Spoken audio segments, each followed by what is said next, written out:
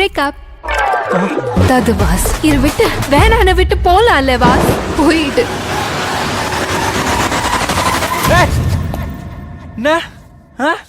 நான் முதல்ல வந்து ஜாதியில ஒத்துக்கல, ஜாதகத்துல ஒத்துக்கல, வீட்டுல ஒத்துக்கல, நாட்டுல ஒத்துக்கல, ஊர்ல ஒத்துக்கல, தெருவுல ஒத்துக்கல, அப்பா ஒத்துக்கல, ஆத்தா ஒத்துக்கல. தம்பி, இந்த ஒரு ஸ்கொயர் ஃபீட் கரெக்டா இருந்தா சுத்தி இருக்கிற மொத்த ஏரியாவும் கரெக்டா தான் இருக்கும். ನಮಸ್ಕಾರ ಫ್ರೆಂಡ್ಸ್, ನಮ್ಮ ಚಾನಲ್ಗೆ ಸ್ವಾಗತ. ಇವತ್ತು ನಾನು ನೋಡೋಕೆ ಹೋಗ್ತಿರೋದು ಸಿನಿಮಾ ಲವ್ ಇನ್ಶೂರೆನ್ಸ್ ಕಂಪನಿ. ಈ ಒಂದು ಸಿನಿಮಾ ಟೈಟಲ್ ನೋಡಿದರೆ ಗೊತ್ತಾಗುತ್ತೆ, ಪ್ರೀತಿ ಭಾವನೆ ಮತ್ತು ಸ್ವಲ್ಪ ವಿಭಿನ್ನವಾದ ಕಾನ್ಸೆಪ್ಟ್ ಇರೋ ಸಿನಿಮಾ ಇದು. ಹಾಗಾದರೆ ಸಿನಿಮಾ ಹೇಗಿದೆ, ನೋಡಬೇಕಾ ಅಥವಾ ಬೇಡ, ಸಂಪೂರ್ಣ ವಿಮರ್ಶೆ ಈ ಒಂದು ವಿಡಿಯೋದಲ್ಲಿ ನೋಡೋಣ. ಈ ಒಂದು ಮೂವಿಯ ಮ್ಯೂಸಿಕ್ ಬಗ್ಗೆ ನೋಡ್ತಾ ಹೋದರೆ, ಲವ್ ಇನ್ಶೂರೆನ್ಸ್ ಕಂಪನಿ ಒಂದು ರೊಮ್ಯಾಂಟಿಕ್ ಡ್ರಾಮಾ ಸಿನಿಮಾ. ಈ ಒಂದು ಚಿತ್ರದಲ್ಲಿ ಪ್ರೀತಿಯನ್ನೇ ಒಂದು ಇನ್ಶೂರೆನ್ಸ್ ಕಾನ್ಸೆಪ್ಟ್ ಆಗಿ ತೋರಿಸೋ ಪ್ರಯತ್ನ ಮಾಡಲಾಗಿದೆ. ಈ ಒಂದು ಸಿನಿಮಾದ ಮುಖ್ಯ ಹೈಲೈಟ್ ಅಂದರೆ ಅದರ ಕಾನ್ಸೆಪ್ಟ್ ಪ್ರೀತಿಗೂ ಇನ್ಶೂರೆನ್ಸ್ಗೂ ಇರಬಹುದು ಅನ್ನೋ ಕಲ್ಪನೆ.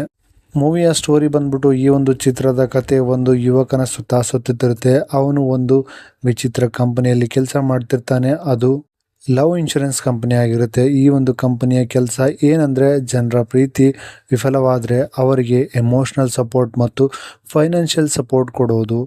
ಹೀರೋ ಜೀವನದಲ್ಲಿ ಒಂದು ಹುಡುಗಿಗೆ ಭಾಳ ಇಷ್ಟಪಡ್ತಾನೆ. ಅವರಿಬ್ಬರ ನಡುವೆ ಪ್ರೀತಿ ಶುರುವಾಗುತ್ತೆ. ಆದರೆ ಕತೆ ಟ್ವಿಸ್ಟ್ ಆಗೋದು ಇಲ್ಲೇ.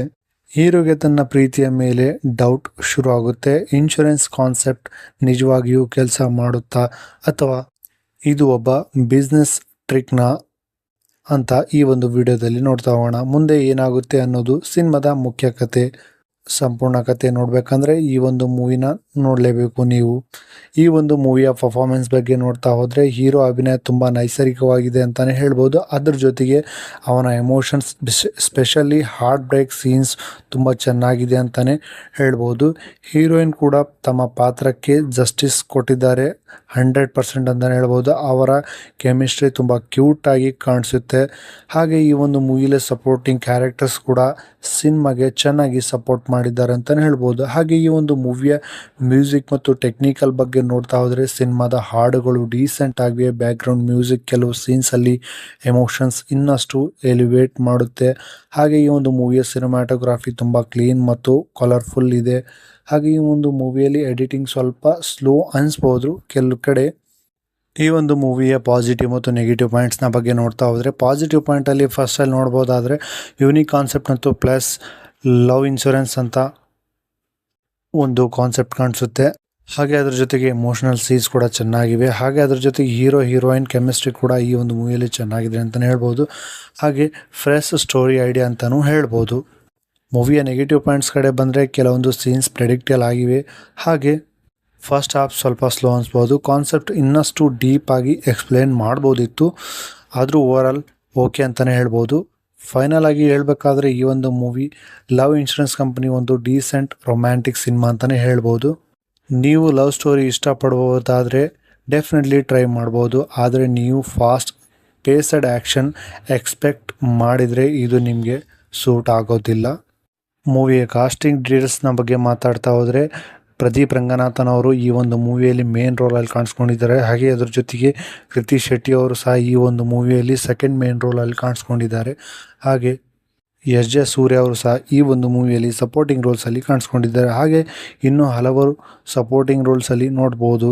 ಯೋಗಿ ಬಾಬು, ಸೀಮನ್, ಗೌರಿ ಕೆ ಕೃಷ್ಣನ್, ಶಹರಾ, ಮಲೈವಿಕಾ, ಸುನೀಲ್ ರೆಡ್ಡಿ, ಎಡಿನ್ ರೋಸ್ ಇವರೆಲ್ಲರೂ ಈ ಒಂದು ಮೂವಿಯ ಸಪೋರ್ಟಿಂಗ್ ರೋಲ್ಸಲ್ಲಿ ನೋಡ್ಲಿಕ್ಕೆ ಸಿಗ್ತಾರೆ. ಹಾಗೆ ಈ ಒಂದು ಮೂವಿಯ ಸಿನಿಮಾದ ಒಂದು ಫ್ಯೂಚರಿಸ್ಟಿಕ್ ಲವ್ ಸ್ಟೋರಿ ಆಗಿದ್ದು 2040 ಕಾಲಘಟ್ಟದಲ್ಲಿ ನಡೆಯುತ್ತೆ.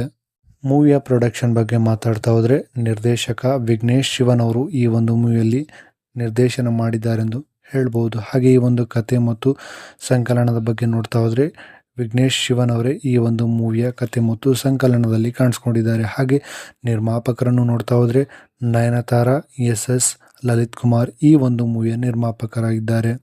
ಮೂವಿಯ ಬಜೆಟ್ ನೋಡಿದರೆ ಸರಿಸುಮಾರು 60 ಕೋಟಿಯಲ್ಲಿ ನಿರ್ಮಾಣವಾಗಿರುವಂಥ ಈ ಒಂದು ಮೂವಿ. ಹಾಗೆ ಈ ಒಂದು ಮೂವಿಯ ಬಿಡುಗಡೆಯ ದಿನಾಂಕ ಬಗ್ಗೆ ನೋಡ್ತಾ ಹೋದರೆ, ಏಪ್ರಿಲ್ 10, 2026ರಂದು ಥಿಯೇಟರ್ಗಳಲ್ಲಿ ಬಿಡುಗಡೆ ಮಾಡಲಾಯಿತು. ಅಂದರೆ ಇವತ್ತಿನ ದಿನದಂದೇ ಥಿಯೇಟರ್ನಲ್ಲಿ ರಿಲೀಸ್ ಆಗಿದೆ ಅಂತಲೇ ಹೇಳ್ಬೋದು. ಈ ಒಂದು ಮೂವಿಯ ಶೂಟಿಂಗ್ಸ್ನ ಬಗ್ಗೆ ನೋಡ್ತಾ ಹೋದರೆ ಕೊಯಂಬತ್ತೂರ್, ಸಿಂಗಪುರ್, ಮಲೇಷಿಯಾದಂಥ ಸ್ಥಳಗಳಲ್ಲಿ ಈ ಒಂದು ಮೂವಿಯ ಶೂಟಿಂಗ್ನ ನಡೆಸಲಾಗಿದೆ. ಸೊ ನನ್ನ ಪ್ರಕಾರ ನಾನು ಮೂವಿ ನೋಡಿರೋಂಥ ಪ್ರಕಾರ ಮೂವಿ ಮಾತ್ರ ಸಖತ್ತಾಗಿದೆ. ಯಾರೆಲ್ಲ ಈ ಒಂದು ಮೂವಿನ ನೋಡಿಲ್ಲ ಖಂಡಿತವಾಗ್ಲೂ ಪ್ರದೀಪ್ ರಂಗನಾಥ್ ಅವರಂಥ ಲವ್ ಇನ್ಶೂರೆನ್ಸ್ ಕಂಪನಿ ಮೂವಿನ ತಪ್ಪದೆ ಮಿಸ್ ಮಾಡದೆ ನೋಡಿ.